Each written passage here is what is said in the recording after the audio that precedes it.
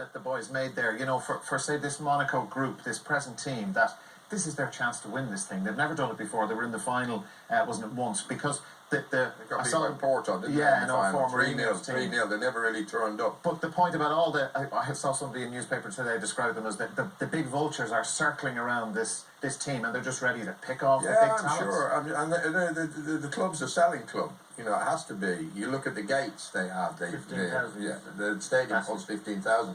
It's a strange kind of football club. Well, Monaco is a strange kind of place within Europe, but this is a strange football club as well. They seem to be... It seems to be a breeding ground for the young players. Don't forget, Martial was there a couple of years ago, and Man United took him away. And they'd no hesitation in selling him. And it's going to be difficult for them to keep their best players.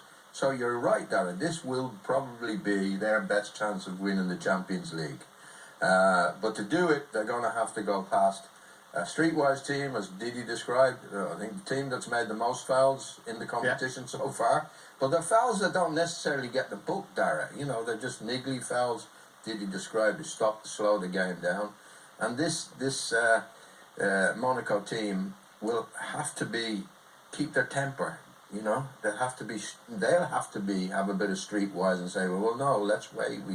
We can score. And the other thing I notice about Monaco is they all in the first 30 minutes and they tire in the second half. At least some of the games I saw them against Manchester City, particularly. They were for 30 minutes all over Man City, and then they fell apart in the second half, and it was a bit the same until they got a second wind in Monaco against them. So it's going to be fascinating, but it could be a dull game as well, because Juventus can't stop the flow, can make fouls. They'll be happy with a 0-0. They won't worry about entertainment. It's all about getting them back to Turin get it done. And get the job done. Just hearing the lads mention that all the scouts have flown in the helicopters. It was Graham Greene described Monte Carlo, which is close by, a sunny place for shady people.